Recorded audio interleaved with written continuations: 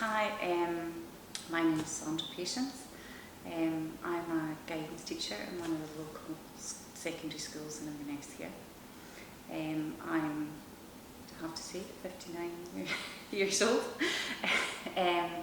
I'm married for a very long time to Ian Patience, and I have a beautiful 29-year-old daughter, Amy. That makes me a bit emotional. Back last year in August, I found a lump.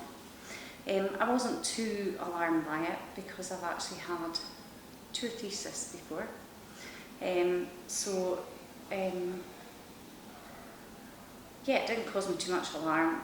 I did go to the doctor and see, obviously, get this checked out. But as I say, I wasn't bothered by it at the time. I'm one of Alison's best friends. I've known Alison for well over 30 years. And unfortunately at that time she was going through her breast cancer journey. So I think at that time actually I was more concerned about her, and I felt mine would be fine. Just another cyst. I've had cysts taken out, but I've also just left them because they can go away themselves. I got to the breast clinic. When I got to the breast clinic, I was seen, and I just, from school, rushed in, went to the breast clinic, was expecting to rush back to school, as I do, always running. Was a PE teacher, now a guidance teacher, but I'm usually always running and rushing about. So I had my appointment and expected them just to go through all the usual. You get your mammogram and then they check that over. Yes, there's a lump there. They do the ultrasound, and then yes, they usually want to check it again, and they do a biopsy. I was not expecting them to tell me there and then that they were concerned. There and then, the consultant told me it was cancerous, and I wasn't expecting it on the first day at 9:30 in the morning on my own, about to go back to school to teach hundreds of children. I even thought at that point they'd always just tell you that they were a bit concerned and come back, and after tests they would tell you. But there and then he told me that he was concerned it was cancerous, and that I would come back the next week for the full results once they put it away for biopsy. However, one of the best things there was that one of the breast cancer nurses I knew quite well. So that was lovely. She took me through to the room. I think I was in shock anyway. I'm a fairly calm person. And she described some of the things that would happen next. So I went home for 5 minutes. I'm only 5 minutes from the hospital. Told my husband. But then I went back to school. Taught for the rest of the day. Didn't really tell anybody at school because I just thought, don't know anything yet. I think in my mind I still thought, do you know what, it could be wrong. It's just a shadow. We'll find out next week. And I think for the next week I kept telling myself, oh, it could be wrong. It'll still be a cyst. But of course went the next week. Ian offered to come with me, but I'm quite an independent person. I also thought with COVID it was kind of funny in the breast clinic. We're often still saying to husbands to sit outside and just you to come through, etc. and everything. And I also thought that, you know, Val will be the breast clinic nurse and I'll be fine. So when I went back the next week, he told me that they'd have the results back, and it was, my lump was actually 4 centimetres, which I didn't expect, because all I could feel was something the size of a pea. It was grade 3, which is the most aggressive form, and I also, from the test, I'm what's called triple negative, which means I don't conform to hormonal treatment either. So I was definitely going to need chemotherapy. Because chemotherapy helps treat it, but it also, we needed it to reduce the lump before anything could happen. So this was all a bit of a shock for me, because I just kind of thought, even so, I just kind of thought it would be a lumpectomy, bit of radiotherapy, and I'd be back on my feet in 3 months or so. So it was a lot to take in. He said that because it was grade 3 in aggressive form, they would do all this as quick as possible, that they'd had a team planning meeting. He said I had the option for a mastectomy or a lumpectomy. I asked what their advice was. He said, I've always hated having a bigger chest, but he said because there was enough breast tissue, the advice would be that a lumpectomy would be fine. So thank goodness for that at this point. It's the only saving grace I'll have for a bigger chest. So he said they felt the lumpectomy would be fine. They meet as a team and they decide on your plan, and that would be fine to go through with that.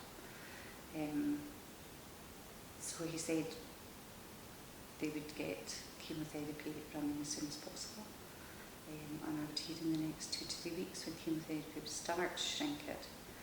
I'd have 6 courses of chemotherapy, and then they leave you to recover from that for about 4 to 6 weeks, and then an operation, and then there would be radiotherapy as well afterwards.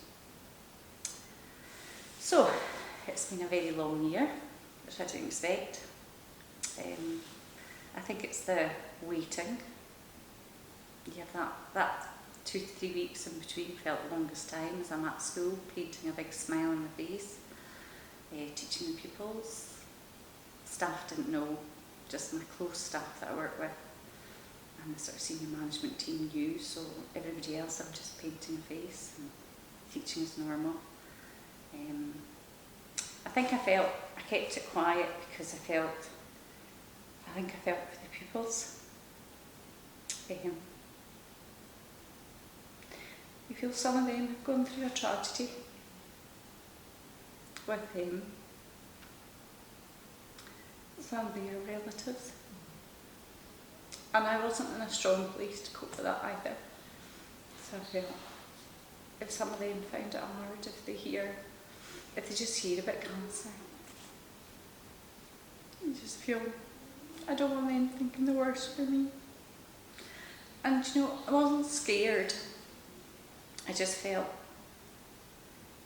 there's so much now that I knew I'd be fine. I didn't want the pupils being scared for me, so I didn't want them knowing, and it's fine. I'm now back at school. I'm starting to phase back in. Some of them don't know why I've been off. They're just like, oh miss, your hair's changed. It has changed. And they're none the wiser. Like, they just think I'm embracing the grey, which I am and I am. Some of them know, and they're just lovely to me. But others, I think, don't even know why I've been off. I've got one little boy with some needs who thinks I've been off because I've had a baby, which at my age definitely made me chuckle. So it's fine. So starting to get back on my feet, but I'm still on chemo meds just now, so it's difficult getting back on my feet just now. But it's lovely to get back and see the pupils, so it's lovely to see all the stuff again and feeling as if you're back in the real world. Amazing. So my journey should hopefully finish come December-ish time, and I'm hoping that'll be me. I'll start to get back to normal. Yeah, I mean, I've definitely slowed down. I've had to slow down. That was the hardest thing I felt. And I think you appreciate around you. I mean, you know, the compassion you have from people is unbelievable. you know, your true friends, and you know how generous people have been and how kind people have been is unbelievable. It just makes you realise what good friends and family you have, which is lovely. And even acquaintances, how lovely people are to you. But it also makes you appreciate smaller things. You know, as I say, my life before was definitely never a minute was wasted. I was rushing about, etc. And now I think I've definitely slowed down, and you appreciate those closer to you probably. And there's no need to be involved in quite so much. And appreciate the closer things to home probably. Just now anyway. Whether I find my feet again. Yes. And start later on, but I don't know. I think, I think you appreciate much closer to home things. Well, Catwalk came about because I have been a very close friend of Alison's for well over 30 years. So I don't think there was an opt-out clause. It was mentioned straight away. It's well out with my comfort zone, this talking, plus on the catwalk. But as will come about, me and Emma's mum went through this together, so we're chemo buddies. So I don't think either of us got much option. But I've also always supported the hospice. My mum has actually been a volunteer in the Paisley Hospice. She was a volunteer there for over 30 years. She's now 90, and the only reason she doesn't volunteer now is that she can't drive. And so getting back and forth to the hospice is very difficult for her. So I've always been aware of the hospice, but we've been very aware of Highland Hospice ever since Alison's dad was in. And we used to come and see Stan in here, and then obviously with Linda and everything. So we've always been very involved with fundraising with the hospice. We've been involved in everything. So I am happy to do my bit, but I would say maybe a bit of a reluctant model. But yes, I shall do my bit. I'm happy. I'm also happy to raise awareness for breast cancer, because I must say I could have been a bit complacent and not even gone to the doctor, thinking here's another cyst. I'll be fine. It'll just be, it won't be cancer, and I'll be fine, and I wasn't. So important to check yourself and go and get checked out.